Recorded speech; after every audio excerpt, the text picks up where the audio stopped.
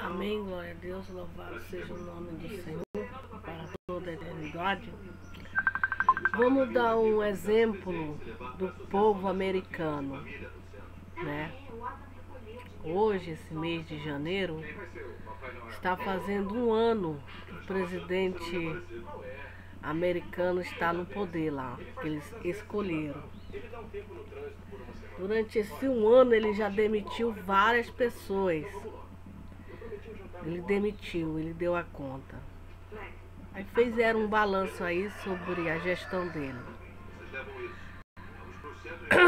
Ele ganhou as eleições com a promessa que ia fazer o muro lá, separar lá o México, e até hoje ele não fez nada. Ele prometeu muitas coisas para os americanos. Por isso que os americanos elegeram ele. Mas o que aconteceu durante esse ano aí, muito sério, foi a briga dele com aquele ditador lá da Coreia. Veja que a Terceira Guerra Mundial nunca teve tão presente em nossas vidas. Porque se acontecer lá uma guerra entre os americanos e a Coreia, o mundo todo vai ser envolvido. Porque o presidente dos Estados Unidos, com certeza não vai vencer essa guerra sozinho. Ele vai convocar as outras nações que estão com ele para capturar lá, dominar a Coreia. E não vai ser fácil porque o coreano está se exibindo para o mundo todo com aquelas bombas atômicas, fazendo exercício, lançando aquelas bombas atômicas para o alto. Todo mundo está vendo que ele está se dizendo, olha aqui o meu armamento. Então não vai ser fácil. E a guerra não é coisa boa, a guerra é uma coisa muito ruim. Por quê? Porque muita gente morre, tanto de um lado como do outro. A guerra, ela traz muitas mortes. Para vencer, vai ter que lutar. A vitória não é assim fácil. Ele vai ter que enfrentar aquelas bombas ali. Então, a guerra não é boa. Ela é muito ruim. Porque muitas mortes, aí vem epidemia, aí vem... Enfim, Deus me livre e guarde. Atinge a economia. Ninguém gosta da guerra. Atinge a economia, vem o desespero, vem o medo, vem o terror, vem o pânico. As pessoas adoecem, as pessoas morrem. Enfim, guerra, rumores de guerra. E aí o vencedor, quem vencer, vai, enfim. Então que Deus tenha misericórdia de nós, que Deus tenha piedade. Foi isso que a gente viu em 2017. Foi ele mais que saiu assim sobre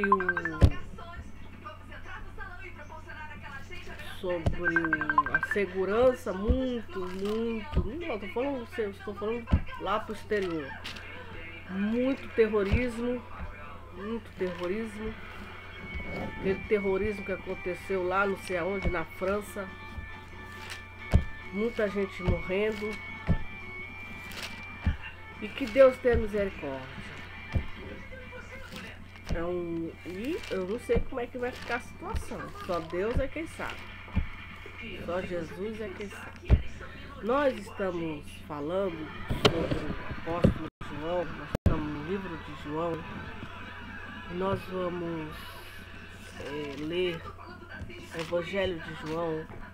E eu comecei a ler essa Bíblia. Agora é tão de Deus que todo mundo está falando sobre os pastores, os homens de Deus, as mulheres de Deus, estão ministrando sobre esse diálogo que Jesus teve com Nicodemo. A primeira conversa registrada entre Rabi, entre o Salvador, entre o Mestre e um homem que também era considerado também ali, por todos ali da sua época, um homem sábio, enfim.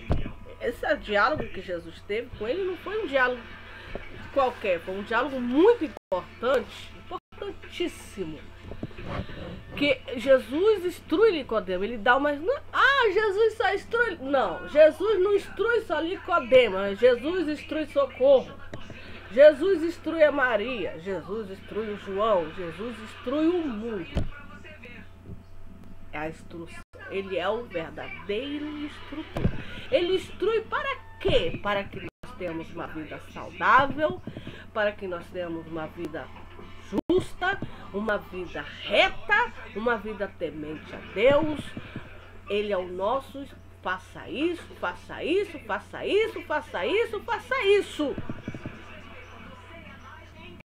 Amém? Então, ele, acerca do novo nascimento, a instrução dele foi acerca do novo nascimento. Entre os fariseus, então, Nicodemos era o quê? Era um fariseu. Nicodemos era um fariseu. Entre eles havia um fariseu, um homem chamado Nicodemos, príncipe dos judeus. Veja que ele era príncipe dos judeus, príncipe dos incrédulos, príncipe dos rebeldes, príncipe dos pecadores, porque os judeus são pecadores e são rebeldes, não obedecem à palavra de Deus. Este Nicodemo foi ter de noite com Jesus e disse-lhe, foi de noite que ele foi ter lá com Jesus, Rabi. Por que ele foi de noite? Porque ele tinha medo, ele era um príncipe covarde. Com certeza. Ele não quis ir de manhã, porque ele tinha medo de outro judeu ver. Olha, Nicodemos foi lá com Jesus, porque Jesus, os judeus não creem em Jesus. Os irmãos, os incrédulos, os ímpios, muitos judeus não creem em Jesus. Na grande tribulação, vai ter 144 mil judeus que vão ser salvos da ira que Deus vai mandar. Dessa guerra, que vai vir uma guerra militância. O que é a grande tribulação para o bom entendedor? A grande tribulação que Jesus falou para nós, é que vai haver um ditador, um rei, pior do que Faraó, junto com o seu exército, que vai, por 3 anos e meio, dominar toda a economia do mundo. Ele vai implantar uma só religião. Ele vai, por algum tempo, Deus permitiu para ele, achar que ele é o Criador dos céus e da terra. Ele é arrogante, a ponto de dizer, eu criei esse céu. Eu criei um homem, eu tô falando um homem de carne e osso. Ele vai se achar tão poderoso, mas tão poderoso, que ele vai se sentar lá em Jerusalém, no templo de Deus, no lugar de Deus, e vai colocar uma imagem dele. E ele vai obrigar todas as nações, mas toda, até o Brasil, aí se dá o nome de idolatria, a se prostrar diante daquela imagem. E vai além, ele vai ser vai trabalhar na propaganda do marketing dele, que é o número dele, e a imagem dele vai estar na testa e na mão. Só vai poder, ele vai dominar tudo que o mundo produz por algum tempo. Essa é a grande tribulação. Ele vai dominar a religião, a economia, a história, a política, os poderes, tudo que a gente tem a noção. Por algum tempo Deus permitiu, e vai sair enganando as pessoas, vai enganar. E todos vão adorar a ele, os que não têm o nome escrito no livro da vida do Cordeiro.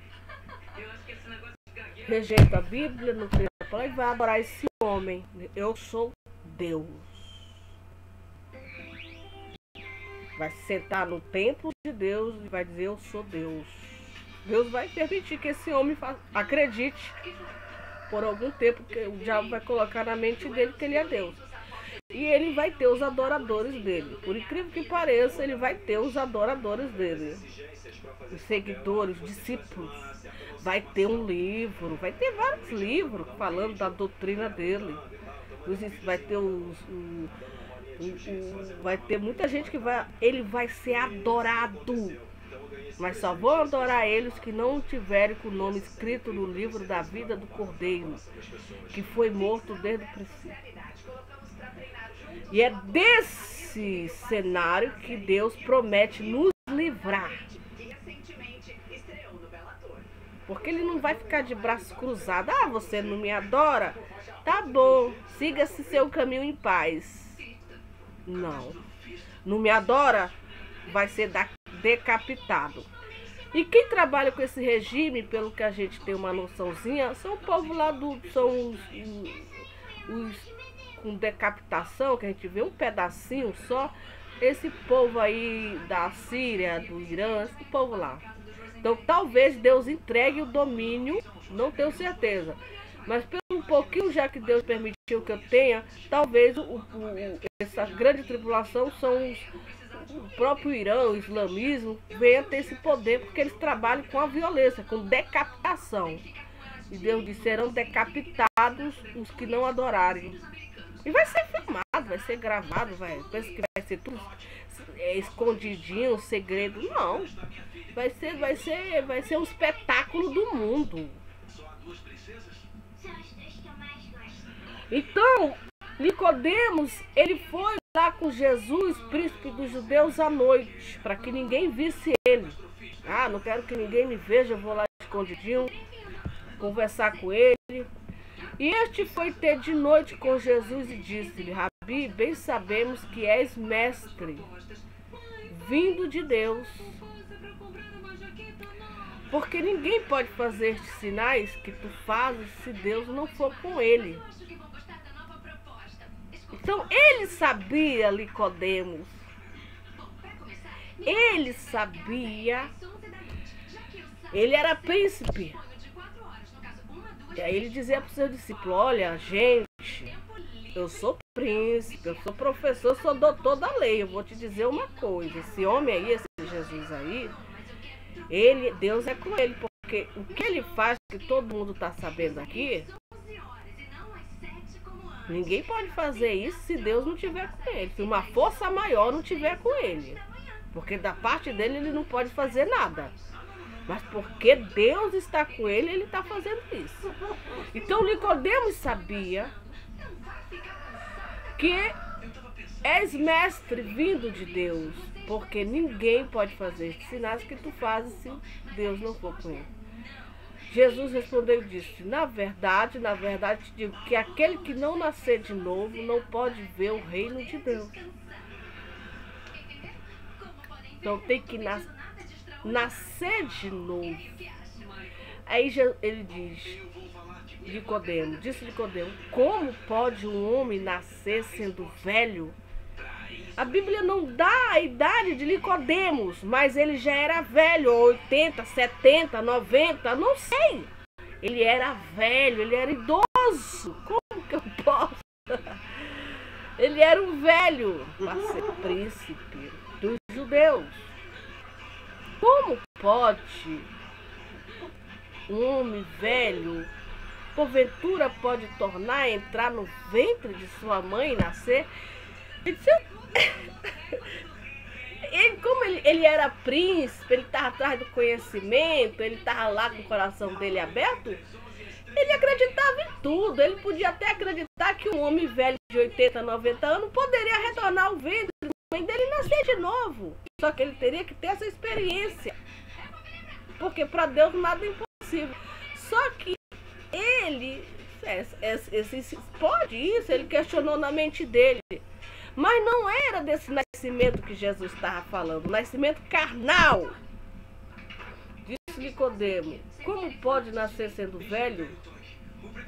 Jesus falou, na verdade te digo que aquele que não nascer da água e do Espírito, é nascer da água e do Espírito. não pode entrar no reino de Deus. Não é nascer de uma concepção sexual entre um homem e uma mulher, entre um amor, uma paixão, um ato, uma necessidade física, entre um homem e uma mulher. Não era desse nascimento. É da água e do Espírito. É um novo nascimento. Não pode entrar no reino de Deus. Porque para entrar neste mundo, que é o reino dos homens misturado com o reino de Deus, está todo aqui. A gente, para entrar aqui, nós só podemos entrar aqui através do nosso pai e da nossa mãe, que a gente nasce. Mas para entrar no reino de Deus, nós só podemos entrar através da água, nascendo da água e do Espírito. O que é nascido da carne é carne, e o que é nascido do Espírito é Espírito. Não te maravilhe de ter te dito, necessário vos é nascer de novo. Então, Nicodemos, ele precisava nascer. Nicodemos, você nasceu do seu pai e da sua mãe. Você está no mundo aqui. Você é um judeu, mas você quer entrar no reino de Deus. Eu vou te dizer como que tu vai entrar lá. Tu é judeu, tu tem que nascer da água e do Espírito. Ou seja, Jesus quer dizer para eles, tu tem que ser batizado nas águas, assim como eu fui. João Batista batizou os judeus, crê em mim. Eu fui batizado com o Espírito Santo. A pomba repousou em mim. E eu te batizo com o Espírito Santo. Tu entrou no reino de Deus. Tu é um novo homem. E tu é o meu seguidor, meu discípulo. Tu nasceu do Espírito. Teu Espírito é novo. O vento, ele assopra onde quer e ouve a sua voz, mas não sabe de onde vem nem para onde vai. Assim é todo aquele que é nascido do Espírito.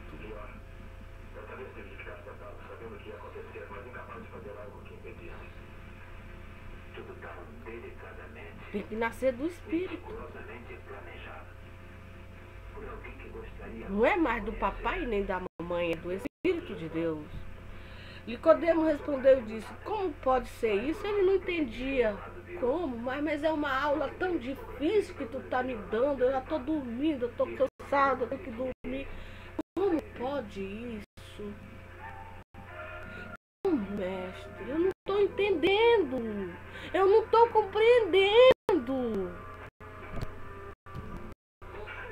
Jesus respondeu e disse, tu és mestre Israel e não sabe isso? Não sei. Não sei. Na verdade te digo que nós dizemos que sabemos, testificamos que vimos e não aceitais o nosso testemunho. O problema de Nicodemo não era o novo nascimento e nem o velho. E nem por ele ser velho, o problema dele é que ele era incrédulo, soberbo, ele não acreditava em Jesus Cristo. Esse é o problema dos judeus. Eles não acreditam que Jesus Cristo é o que é. Jesus falou para ele, na verdade te digo, que nós dissemos que sabemos, testificamos que vimos. E vocês, judeus, vocês não aceitam. Vocês não aceitam o nosso testemunho. Ele não estava falando só dele. Ele estava falando de João Batista. Ele estava falando de Jeremias, dos apóstolos. Ele estava falando da igreja. Ele estava falando dos seus adoradores. De Abraão, sabe? Ele estava falando de um conjunto globalizado que é o povo de Deus, que não é só com Jesus Cristo. Jesus, claro, é o rei dos reis, mas a história começou com Adão, a história começou com Sete, aí veio Sete, aí veio aquele outro que foi arrebatado, aí veio... É uma escada, até chegar Jesus. Jesus se foi, aí veio, segue-se com a igreja, até chegar, aí vai, até o último discípulo. Mas não aceitam. Vocês não aceitam o nosso testemunho. Vocês serão os meus testemunhas e recebereis poder dos céus. E vocês serão as minhas testemunhas. até os confins da terra. Mas o problema é que o mundo não aceita o testemunho dos filhos de Deus. O problema deste mundo é que eles não têm fé, eles não acreditam, eles não aceitam a doutrina dos apóstolos, eles não aceitam a autoridade divina. Não aceita. Não aceita, porque o coração está endurecido. O coração é uma pedra. Não aceitar, Jesus estava ali, não foi só Jesus não. Esse negócio do testemunho vem desde da época de Abraão, de Moisés, testemunhando de Jesus. Os apóstolos que foram os primeiros apóstolos, eles buscavam o profeta, eles buscavam Jesus. O que vocês buscais? Esse é o que o Moisés falou? Ele é o rei dos judeus? É nisso que nós estamos buscando. Moisés falou. Então eles aceitaram o testemunho de quem? De João Batista, do Moisés. Eles eram judeus obedientes, e eles aceitaram o testemunho de Jesus Cristo. Eu aceito o testemunho desse irmão e dessa irmã. Eu aceito, eu acredito. Testemunho dele e dela. Nós acreditamos. Glória a Deus, louvado seja o nome do Senhor para sempre. Glória a Jesus.